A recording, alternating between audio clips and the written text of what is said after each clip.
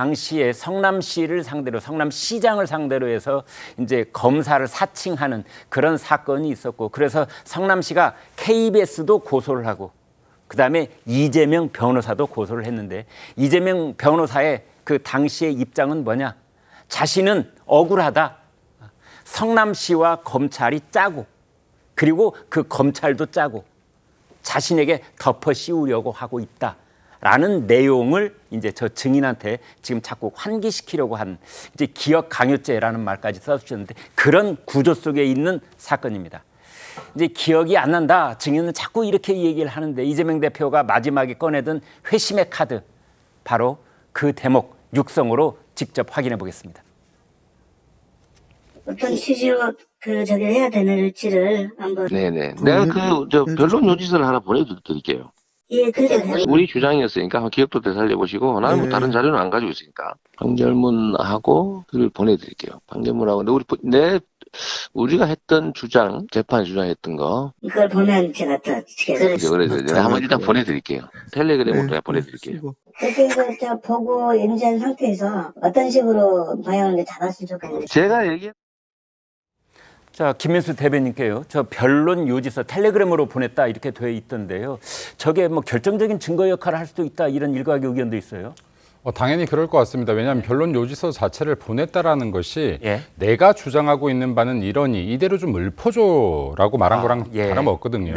근데 지금 여기서 좀 의아한 부분들이 있습니다. 이재명 당대표, 그러니까 이재명 전 성남시장, 이재명 전 경기도지사 정도 되는 사람이 저 정도로 법을 잘 알고 어떻게 보면 교묘하게 잘 빠져나가는 사람이 어떻게 이런 통화 기록을 남겼느냐. 어떻게 위증교사를 시키고 있는 당사자에게 직접 전화를 걸었을까? 제3자가 아니라 이런 부분들에 대해서 좀 추정해 볼 필요도 있을 것 같아요. 그 정도로 급했구나.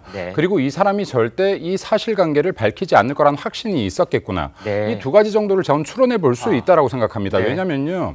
당시 이재명 경기도지사와 지금 김진성 씨와요. 관계를 좀 봐야 된다라고 저는 생각해요. 그럼 김진성 씨 같은 경우는 아까도 지금 앞에서 말씀하셨지만은 백현동 사건 같은 경우에 백현동 로비스트로 알려져 있는 김인섭 씨와 공모를 해서요. 이 인허가 사항들의 로비 알선을 하는데 끼어듭니다. 그리고 여기에 70억을 받기로 하고 30억, 5억을 이미 받은 혐의로 기소돼서 수사 중인 사람이에요. 재판 중인 사람입니다. 그리고 또 당시에 경기도 등의 납품 의뢰 등, 납품 알선 등으로 인해서요. 7천만 원을 받은 혐의도 가지고 있어요. 통신업체들에 대해서. 자, 이렇다라는 것은 지금 이제 이 김진성이라는 사람 자체가 예전에 김병랑 전 시장의 비서였던 이것을 가지고 성남시나 경기도 일대에서 굉장히 많은 알선 행위 등을 하면서 자기의 생계를 유지하고 수익을 창출해 왔던 사람으로 추정할 수 있는 겁니다. 그 당시 지금 정황이 그렇습니다. 이렇다라는 것은 경기도의 당시 현직 지사가 직접 전화하면 이거 갑 중에 갑 아니겠습니까? 이 사람 부탁 하나 들어주면요. 지금 이 사람 인생이 어떻게 바뀔지 모르는 상황이었다라고 보는 게 합리적인 정황 의심이라고 저는 봅니다. 그리고 여기에서 또 한 가지 더 말씀드리고 싶은 것은 김진성 씨가 지금 이재명 당시 경기도지사가 시킨 대로 위증을 했어요.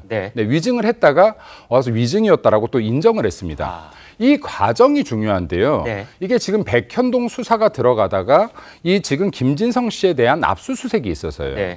이 압수수색에서 지금 전화기를 압수당하면서 여기에서 지금 이 통화 내용이 나온 겁니다. 그러니까 지금 이거를 인정하고 싶어서 인정했다라고 보기는 좀 힘들 것이고 압수수색에서 빼도 박도 못하는 증거가 나와버렸다라고 봐야지 맞는 것일 것 같아요.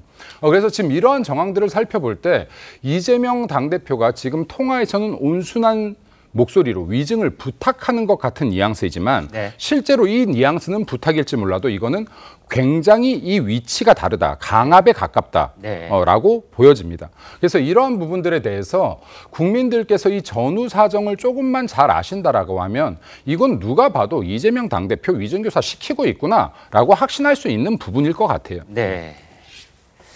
자, 이 대표는 위증 교사 사건의 단초가 된 이 검사 사칭과 관련해서 누명을 썼다 이런 주장을 하고 있는데 그 대목의 이재명 대표 목소리를 들어보겠습니다.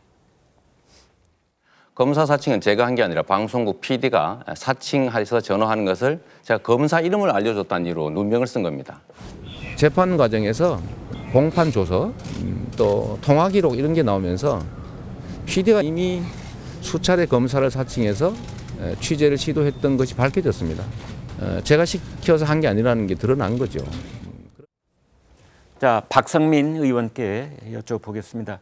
자, 이재명 대표도 지금 뭔가 속생각이 여러 가지가 있을 텐데요. 저런 이제 그 녹취가 나오고 나서 결백을 주장하기 위한 근거, 지금 어떤 것을 머릿속에 떠올리고 있을까요? 어떻게 봐야 됩니까? 그러니까 일단 이 사안 자체에 대해서 저는 거짓 증언을 강요했다, 그러니까 위증을 강요했다 이렇게 보는 프레임 자체가 좀 잘못된 것 같아요. 아, 그래요? 왜냐하면 네. 지금 우리가 녹음 파일을 좀 들었지만 이 과정 가운데 어떠한 협박이나 아니면 뭐 정말 잘못된 증언을 본인이 창작해서 그 시나리오대로 뭔가 제시를 하고 있는 상황이 아니지 않습니까? 네. 분명 보면 중간중간에 이재명 대표께서 있는 그대로 네. 이렇게 이야기를 하십니다. 네. 그러니까 이게 없는 사실을 마치 사실인 것처럼 얘기를 해달라라고 강요하는 것이 위증의 강요인 것이지 네. 있는 사실 자체를 기억을 떠올려서 이야기를 전체적으로 한번 해달라라고 부탁하는 것은 네. 정당한 방어권 행사로도 볼 수 있는 거거든요. 네. 저는 그런 면에서 이 사안 자체, 이 녹음 파일을 공개하면서 출처도 제대로 밝히지 못하는 국회의원이 이 사안을 공개하면서 정치적으로 제1야당 대표를 공격하고 있는 이 상황 자체가 진실을 상당히 호도하고 있다, 이런 생각이 듭니다. 네.